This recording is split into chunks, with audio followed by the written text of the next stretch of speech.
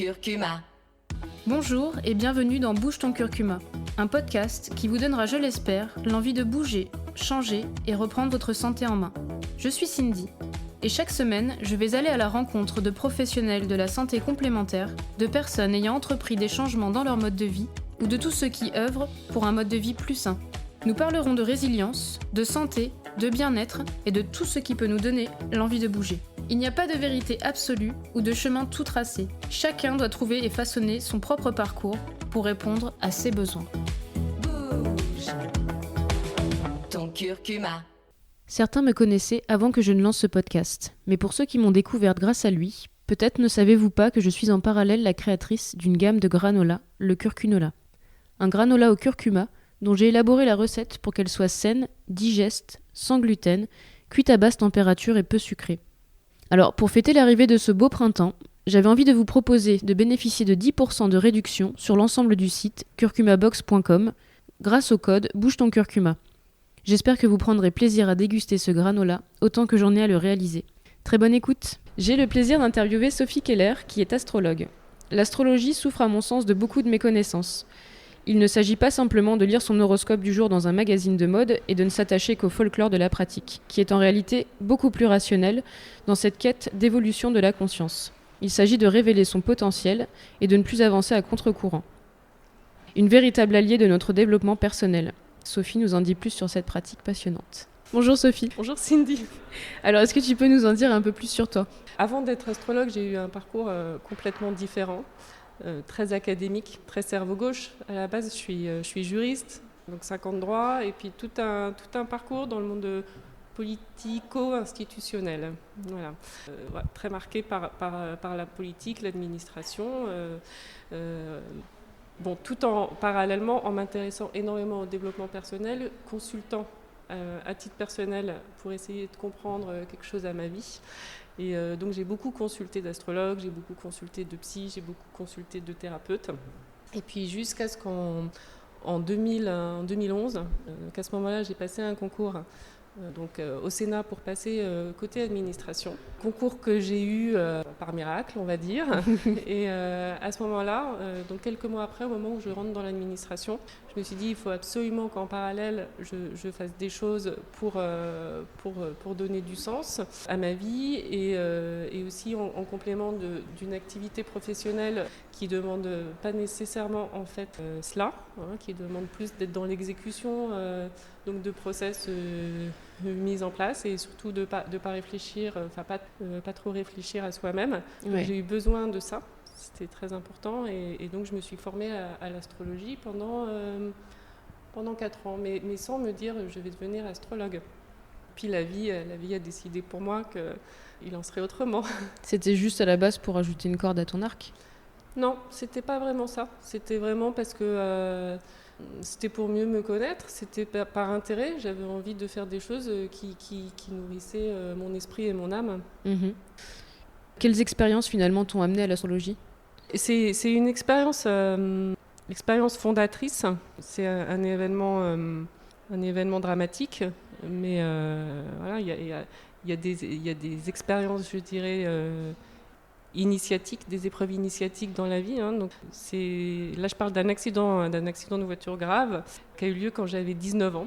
Mm-hmm. Et ce jour-là, je sors indemne d'un accident de voiture mortel. Et à ce moment-là, j'ai une révélation, en fait. J'ai vraiment une révélation avec l'univers. Je prends conscience que ce n'était pas mon heure et qu'il y avait quelque chose de l'ordre de la destinée. Alors ça ne voulait absolument pas dire que tout est écrit, que c'est programmé comme ça, mais là, ça a été un ressenti profond. Mm-hmm. Je m'ouvrais à une autre dimension de la vie et surtout à une autre conception. Oui. Voilà, donc ça j'avais que 19 ans, il n'y a aucun rapport jusqu'alors avec l'astrologie, mais sauf que, disons que c'était prise de conscience par rapport à l'univers, en fait, d'interaction avec l'univers qui faisait que c'était pas mon heure. Bon. Mm-hmm. Puis après, ça a toujours été un peu là, comme ça. Ça a toujours été présent dans ma vie, puis ça m'a rattrapée, donc je me suis toujours intéressée, on va dire, à une dimension autre de l'existence, au pourquoi du comment, et à donner du sens autant que possible à une vie qui a priori, n'en a pas toujours. Oui. C'était ça ma motivation. Oui, un déclic fort. Très Très fort. fort. Ouais. Et du coup, tu t'es formée, j'ai lu, dans une école d'astropsychologie. Oui. Donc c'est quoi les mises en relation entre la psychologie et l'astrologie ? Notre ciel de naissance, il nous parle de notre psyché. Il ne nous dit pas exactement qui on est, mais il nous parle de forces en présence qui correspondent à des archétypes. Donc des archétypes, des symboles, des fonctions psychiques. Donc c'est là que la psychologie intervient. Et puis c'est une approche donc, de psychologie jungienne. Jung qui a intégré complètement l'astrologie à sa pratique. Jung, le grand théoricien des synchronicités. En fait, pour Jung, tout est synchronicité dans la vie. Rien n'est dû au hasard. Et l'astrologie dit la même chose. Et après, c'est tout ça la psyché en a l'empreinte. C'est ça le rapport. D'accord. Et sur quelle base elle repose, cette formation ? Comment on lit une carte de naissance, comment on interprète les planètes dans les signes, dans les maisons. Donc les maisons, ce sont des secteurs d'expérience. Comment tout ça cohabite. Comment deux planètes peuvent parler entre elles, en fait. Donc les aspects entre les planètes. Et puis après, il y a les transits. Ce qui se passe dans le ciel et puis ce qui interfère avec notre ciel de naissance. Donc moi, c'est ce qui me passionne le plus. Ouais. De comprendre ce qui se passe dans le ciel pour éclairer ce qui se passe sur Terre. Oui, bien sûr. Et du coup, il y a un lien fort aussi avec la mythologie. Exactement. Donc ça veut dire beaucoup de choses. Une planète a un nom bien précis, mais toute l'histoire derrière en découle. Oui, alors tout est relié. Hein. L'astrologie, la psychologie, la mythologie, l'inconscient collectif. Donc les planètes, on va dire, ce sont je l'ai déjà dit, mais ce sont des archétypes qui renvoient à d'autres archétypes, qui renvoient à l'histoire de l'humanité. Donc si on s'y intéresse, on peut s'intéresser aussi à la mythologie pour aller plus en profondeur. Exactement, c'est un puits sans fond. Est-ce qu'il s'agit d'une science ? Pour moi, l'astrologie est à la fois une science et à la fois un art. Mais après, il faut être extrêmement prudent dans la façon dont on déploie cette science. C'est-à-dire que, de mon point de vue, ça ne peut pas être déployé de façon scientifique. D'accord. Parce que là, on est sûr de se tromper. Et en plus, ça ne respecte pas forcément la notion de libre arbitre, en fait. Et puis finalement, l'homme en tant que tel. Pourquoi je dis que ça s'apparente quand même à une science ? Parce que la base de l'astrologie, c'est l'astronomie. Et que l'outil de travail des astrologues, ce sont les éphémérides. Donc là, ce sont des tables. Et puis, il n'y a pas plus mathématique que ça. Donc, c'est-à-dire la position des planètes en signe et en maison, ça ne s'invente pas. Oui. Voilà. Donc ça, c'est extrêmement concret. Donc l'astrologie, c'est un outil très concret et pragmatique. On prend un jour, on sait exactement comment est configuré le ciel. Oui. Par contre, la science, elle s'arrête là. Hein, le ciel ne va jamais dire ce qui va se passer. Ça parle d'un climat. Voilà. Ok. Donc il y a du libre arbitre. Rien n'est figé. Pour moi, il y a deux dimensions qui coexistent, deux vérités qui coexistent en même temps. C'est un peu difficile de comprendre pour le cerveau, mais moi j'en suis venue à cette hypothèse que sur un certain plan, tout est programmé, puisque rien n'est dû au hasard, et puis que sur un autre, on reste libre. Voilà. C'est une juste association. Et puis notre cerveau, il ne peut pas comprendre ça, mais c'est pas grave. On sait que le mental est par nature limité. D'accord. Du coup, quand on a une carte de naissance, en fait, ça nous donne une direction. C'est-à-dire que ça lie notre personne, mais ça nous donne des indications pour après mieux se diriger. Oui, ça parle de force en présence. Ça parle de force en présence avec lesquelles l'âme a voulu s'incarner. Encore une fois, rien n'est dû au hasard. L'âme, elle a voulu naître exactement à ce moment-là. Peu importe si on devait naître un mois après, peu importe si on est né par césarienne ou quoi. Voilà. L'âme a voulu s'incarner à ce moment précis parce que c'était un ciel, une configuration qui lui correspondait. Voilà. Okay. Mais le ciel de naissance ne va pas dire qui on est. Ça parle d'un potentiel à expérimenter. Ouais, donc c'est infini en fait. C'est infini. C'est quoi être un astrologue aujourd'hui ? Parce qu'on est loin du cliché de Madame Irma avec sa boule de cristal.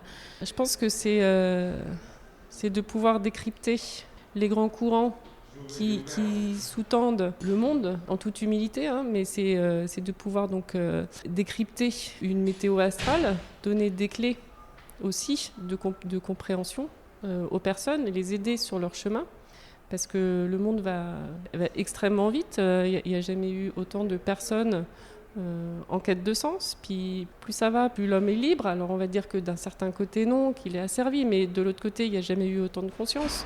Il n'y a jamais eu autant de développement personnel. On a énormément d'outils. Je pense que le rôle de l'astrologue, c'est de mettre la lumière, on va dire, sur les problématiques actuelles et puis de donner les clés aux personnes qui font la démarche, en fait, d'optimiser tout ça dans un sens qui leur soit profitable. Oui. Donc je précise qu'on est dans un hôtel, hein, c'est pour ça qu'il y a peut-être des bruits de fond. Et du coup, les outils dont tu parles, c'est quoi ? L'outil principal de l'astrologue, c'est les éphémérides. C'est quoi un éphéméride ? Une éphéméride ? Ce sont des tables.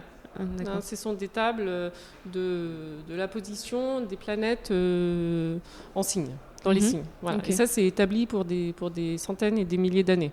Bon. Okay. Et puis sinon, donc moi j'ai un logiciel, où je rentre les données de naissance, puis directement mon logiciel il va me sortir la carte du ciel. Avant on faisait ça à la main, hein. Oui. Donc ça prenait déjà pas mal de temps. Bon, heureusement là en 1 minute on a la carte du ciel. Oui. Hein.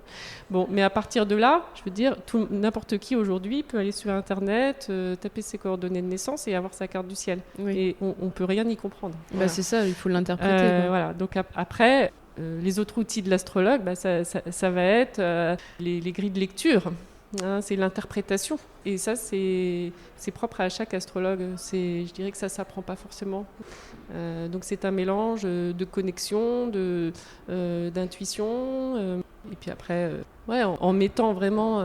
moi, c'est mon truc. Hein, c'est que je mets vraiment l'humain au cœur de tout ça. Oui, bien sûr. C'est pas une connaissance qu'on essaye de plaquer en disant c'est comme ça, c'est pas autrement. Mercure a dit alors, voilà. Non, ouais. Les planètes ont des messages à nous donner. Les planètes, c'est un peu comme des divinités qui demandent à être honorées. Donc à être honorées et à être incarnées dans nos vies. Si on n'écoute pas ces messages, ça veut pas dire qu'il va nous arriver des catastrophes, mais ça veut dire qu'il va nous manquer des parties. Comment l'astrologie peut-elle nous aider du coup au quotidien ? Elle peut nous aider en comprenant ce qui se passe. C'est-à-dire déjà en nous déculpabilisant. Oui, c'est pas mal ça. C'est pas mal, ouais. Juste c'est un peu comme une météo. Oui, j'ai un peu froid aujourd'hui, ok, mais il y a une traduction, c'est pas de ma faute. C'est même normal. Mais après, la vraie question, c'est...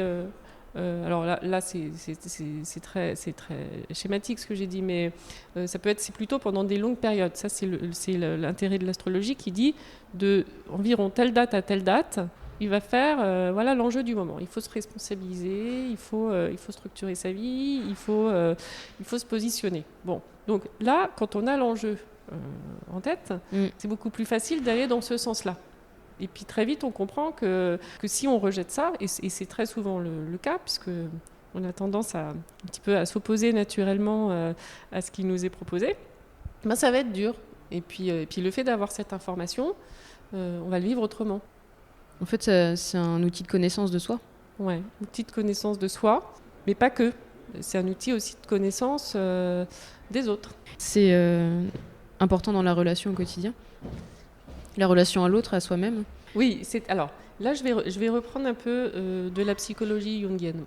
Jung, il dit qu'on a tous tendance à projeter, projeter des énergies sur les situations, sur les personnes. L'astrologie, elle dit pareil. Et ça le thème, il peut éclairer pas mal de choses.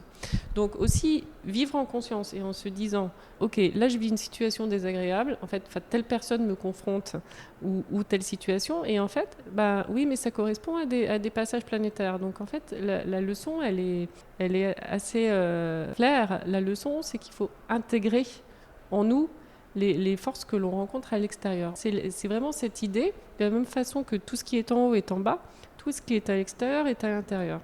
On est dans un holisme, donc une globalité. Exactement. Donc les gens ont souvent des appréhensions quand même concernant l'astrologie encore. Qu'est-ce qu'on peut leur dire justement ? Parce qu'ils ont peur que les choses soient gravées dans le marbre un peu, qu'ils puissent pas agir. Là, on est dans une approche fataliste Ouais. et déterministe de l'astrologie, qui était un peu la mienne, je dois avouer, quand j'ai commencé. Là, je ne l'ai pas dit tout à l'heure, mais je pense qu'une de mes grandes motivations quand j'ai commencé à apprendre, c'était de me prémunir des aléas de la vie. Ouais.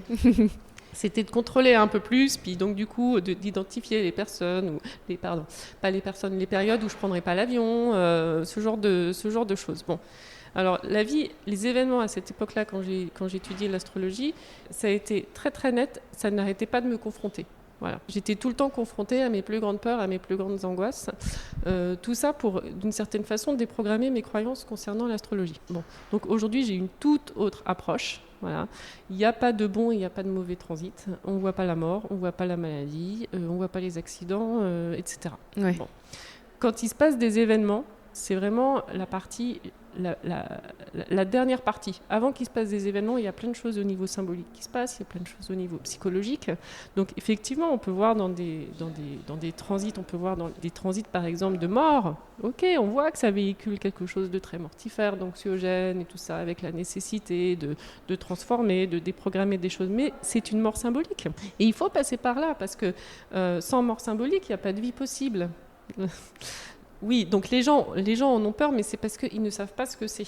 Voilà. C'est ça, c'est une méconnaissance. Et après, ça va dépendre de la façon dont, effectivement, l'astrologue pratique, parce qu'il y a plein d'astrologues, il y a plein d'astrologies différentes. Donc, il faut être extrêmement prudent. Moi, je suis dans une approche très bienveillante, et puis surtout, résolument, on va dire...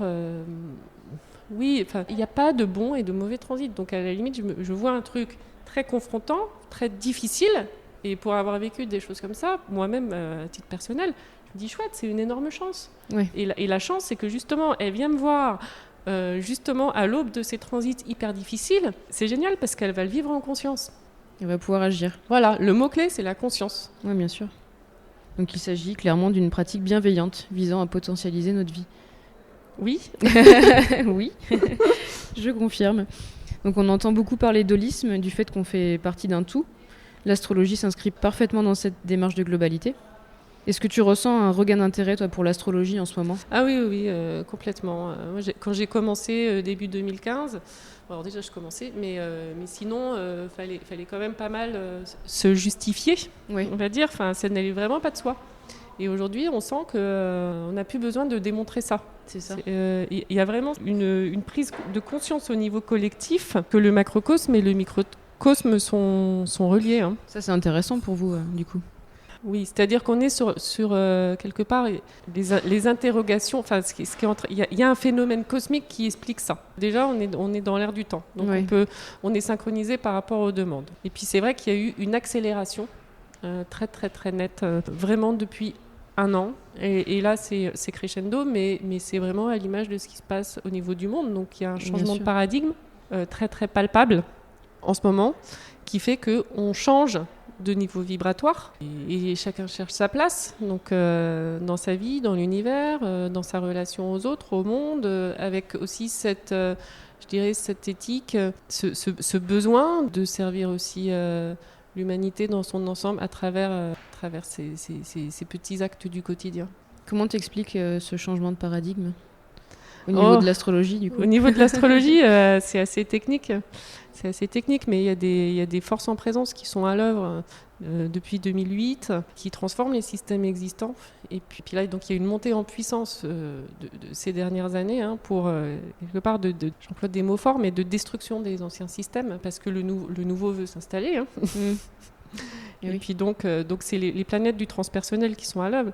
Les planètes du transpersonnel, c'est les planètes du monde invisible, celles qui sont après Saturne. Et surtout Uranus. Enfin, il y a Uranus, Neptune, Pluton. Et ces derniers temps, c'était surtout Uranus et Pluton qui étaient à l'œuvre, les mêmes qui étaient à l'œuvre en 68, qui ont fait changer la société. Alors ok, c'est l'exemple français, mais ça se déploie aussi à d'autres niveaux. Hein. Et là, on retrouve ces forces très très très présentes pour dire changement de système obligatoire à tous les niveaux de la vie. Donc que ce soit au niveau du collectif, au niveau sociétal, mais aussi dans nos vies, à chacun d'entre nous, en fait, pour mettre en lumière encore nos complaisances par rapport à nos anciens systèmes qui n'ont plus lieu d'être, nos croyances limitantes, tout ce qui nous empêche d'évoluer, en fait, et qui nous maintiennent dans la dualité. Est-ce que ton rapport à la santé a changé depuis que tu pratiques l'astrologie ? Oui, mon rapport à la santé a changé. Pourquoi ? Parce que l'astrologie, c'est vraiment aussi une discipline qui nous responsabilise. Voilà. C'est pas de la faute des planètes, hein. C'est vraiment comment on agit, comment on se responsabilise par rapport à tout notre environnement extérieur. En cela, ça nous renvoie toujours à la façon dont on se comporte. On sait aussi qu'il y a des... alors, on sait à la lecture d'un thème ce qui peut poser quelques problèmes au niveau de la santé. Enfin, après, c'est pas de la science exacte, ce sont des pistes de réflexion. Voilà. Mais parfois, ça marche très fort.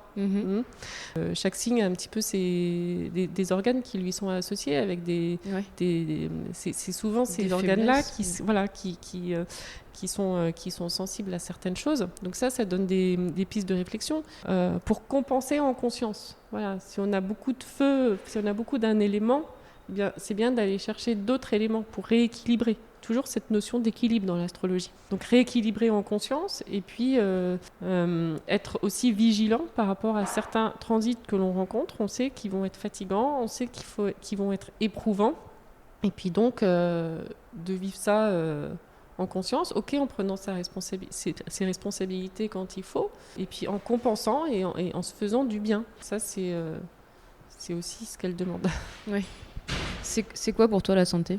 C'est un grand sujet. Donc, j'en ai pas parlé, mais j'ai été hypocondriaque de 15 ans à 40 ans quand même. Okay. Donc, en ayant toujours mal quelque part. Hein. Et mes symptômes ont arrêté du moment où je suis devenue astrologue quand même. Bon. Ok. Donc, une des explications rationnelles, c'est que je faisais enfin ce que j'aimais. Donc le corps ne me rappelait plus à l'ordre. Mais la révolution, je pense, qui a eu lieu pour moi et qui ne fait que commencer, c'est vraiment de se dire on est responsable de son corps. Je pense que le grand apport de l'astrologie, c'est de mettre de la conscience, de la lumière sur nos parts d'ombre. Voilà. Et que très souvent, nos problèmes de santé, ils sont là justement pour attirer notre attention sur ce qui n'est pas résolu. L'astrologie, ça va permettre d'activer d'activer des choses psychologiquement, psychiquement. Mais ça a une correspondance sur le corps. Hein. C'est-à-dire, les prises de conscience, c'est très important qu'elles soient associées à des actes très concrets dans notre vie quotidienne, mais aussi dans notre corps. Il suffit pas de comprendre en fait que Saturne va faire un aspect au Soleil. Il faut le réintégrer dans notre vie et dans notre corps. Donc comprendre, pas comprendre justement, en fait, le vivre à l'intérieur. Donc après, il y a tout coexiste, on va dire, entre le plan astral, le psychologique, le mental, le physique, etc. Et c'est très subtil, hein, et ça peut être long, ce sont des processus. Mais dès lors qu'il y a de la lumière, il y a un process qui est en cours. Ah, bien sûr. Et toi, ta définition de la santé ? Ma définition de la santé, je pense que c'est un équilibre entre l'esprit, le cœur et le corps. Voilà, c'est un alignement. Alors quand c'est aligné, il y a de fortes chances pour qu'on soit en bonne santé. Et quand c'est pas le cas, ce qui va pas va attirer notre attention d'une façon ou d'une autre. Ça serait ça. Et quand est-ce que la maladie intervient selon toi ? On se déconnecte à soi-même. Pas si facile que ça à dire. Il y a des parts d'ombre qui sont en nous et qui peuvent ressurgir d'une façon ou d'une autre. Et la maladie n'est pas toujours une mauvaise nouvelle. Elle a beaucoup à nous dire sur ce qui a été oublié en nous, sur ce qu'on n'a pas voulu voir, sur ce qu'on n'a pas voulu ressentir, sur toutes nos émotions refoulées et qui restent en souffrance. Donc la maladie, elle ressurgit pour nous dire c'est pas juste d'être en souffrance. Écoute-moi et occupe-toi de moi. Est-ce que tu penses qu'il est possible d'agir en amont de la maladie ? Moi, par rapport à ça, comme je suis hyper anxieuse, que j'ai toujours mal quelque part, ça va un peu mieux, mais je me soigne. mon allié, en fait, par rapport à ça, c'est de mettre de la conscience. Je me suis souvent dit, le fait, ok, j'ai peur d'avoir ça, mais le fait d'être conscience de ce qui se passe, ça me sauve quelque part. Parce que très souvent, il y a des choses qui arrivent, mais c'est des processus inconscients. Donc vraiment être dans une sorte de vérité avec soi-même, en étant mais sans tabou de son histoire. Il n'y a pas de tabou. Le monde, il est effectivement, il est noir, effectivement. Donc, mais ça, c'est à l'extérieur comme à l'intérieur. Et puis plus on va renier en fait cette partie sombre en nous. Non, je suis quelqu'un de parfait, et je suis quelqu'un de je n'ai que des qualités et je suis uniquement dans la lumière et j'ai zéro problème. On est à peu près sûr que ça fabrique les problèmes et la maladie potentielle. Donc c'est aussi être dans l'acceptation en fait de toutes ces parts d'ombre et en acceptant ce qu'on n'accepte pas normalement. Eh bien ça c'est la voie de la guérison. Quelle place tu accordes à l'alimentation dans la santé ? Alors, pour être honnête, allons-y. Jusqu'à maintenant, moyen. Je la reconnais sur un plan intellectuel. Ce serait difficile de renier cette place. Jusqu'alors, pour moi personnellement, il y avait eu la conscientisation, mais il n'y avait pas eu l'application. Okay. Maintenant, je vois ce qui se passe à une autre échelle. Je vois les transits planétaires. Je vois Uranus qui est rentré en taureau, là, qui s'est installé dans le signe du taureau depuis mars 2019, qui va y rester jusqu'en 2026. On n'a pas d'autre choix, chacun, de revoir complètement, de révolutionner même nos modes de consommation. Moi, j'étais la première il y a quelque temps à dire le bio, c'est marginal. Là, je suis la première à dire le bio est absolument central. Donc oui, il y a une révolution qui est à l'œuvre en rapport avec donc Uranus en taureau, prise de conscience, mais cette fois-ci, pas uniquement des prises de conscience qui restent à l'état du monde des idées. Non, prise de conscience qui se manifeste dans la matière, dans notre relation à la planète, dans notre relation à l'alimentation, dans notre relation au corps, dans notre relation à la santé, dans aussi tout ce qui est... c'est la matière, c'est les produits qu'on utilise, toutes ces choses-là. Donc là, ça s'impose maintenant. C'est comme si la spiritualité rentrait dans la matière. Donc tout ça, ça nous permet de redevenir acteur de notre santé. On n'a plus le choix, là. Si je comprends bien. On a toujours le choix. On a toujours le choix, mais on va subir de plus en plus. Et puis surtout, comme la planète augmente son taux vibratoire, eh bien, on va si à titre personnel, on n'en fait pas de même, on va se retrouver dans des énergies extrêmement, extrêmement basses, négatives. Et puis donc là, on se met en danger. Donc il faut suivre le mouvement. Il faut suivre le flot. Ouais. Si on va à contre-courant, c'est pas bon. Ouais, ça c'est valable pour tout. Ouais. Qu'est-ce que tu fais toi donc au quotidien pour rester en bonne santé ? Alors j'ai toujours fait pas mal de sport. J'en ai besoin parce que plus on est dans le monde de la pensée, l'astrologie, on est beaucoup dans le ciel, dans quelque chose d'assez quand même intellectuel. C'est très important de revenir, d'avoir des activités physiques parce que sinon le corps il le fait vraiment payer. Donc j'ai toujours été active, toujours fait pas mal de choses. Moi mon truc ça a toujours été le sport, une activité physique, à travers la course à pied, qui permet aussi de lâcher le mental, à travers de la danse, à travers du yoga. Donc ça, j'ai toujours été assez active. Et puis depuis quelque temps, ça ne me suffit plus. En fait, malgré tout ça, je sens qu'il y a un désaccord. Je sens qu'il y a aussi donc, des choses qui se passent à un autre niveau et que moi, personne physique, j'ai du mal à être là. Et ma révélation, ça a été le Kundalini Yoga, quelque temps, il y a 1 an et demi exactement. Donc je ne fais pas du tout la pub du Kundalini Yoga, mais parce que c'est vrai que c'est un phénomène de mode, mais en fait non, c'est plus qu'un phénomène de mode. C'est un phénomène qui correspond vraiment à des choses qui se passent à un autre niveau. Le Kundalini Yoga, c'est le yoga de la transformation. Moi, je pratique une astrologie de la transformation.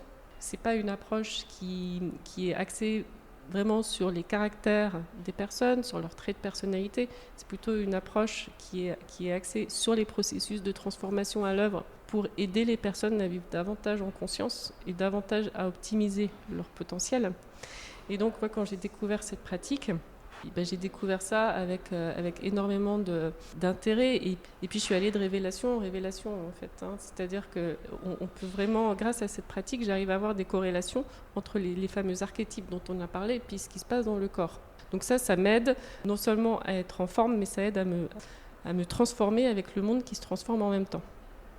Intéressant. Où est-ce qu'on peut te retrouver ? On peut me retrouver sur mon site www.sophie-keller.com, sachant qu'il va être revu, mon site, parce que ma pratique a évolué. Donc je vais proposer des nouvelles choses, axées sur les processus de transformation, axées sur plus d'accompagnement. Je vais proposer des cours, des ateliers, des choses comme ça. Voilà, donc je vais mettre en place des nouvelles choses à partir de la rentrée 2019. Et puis sinon, j'ai un petit compte Instagram où là, je publie régulièrement des impressions et puis des informations sur ce qui se passe dans le ciel. Sur mon site aussi, donc tous les mois, au moment de la nouvelle lune et de la pleine lune, j'écris quelque chose donc, sur les forces en présence pour permettre de vivre ces moments-là en conscience. Sachant que là aussi, c'est possible que ça évolue. Je suis ouverte à plein de possibilités, mais c'est le monde qui veut ça aujourd'hui. Je pense que chacun, où il est, doit se réinventer. Merci beaucoup, Sophie. Merci, Cindy.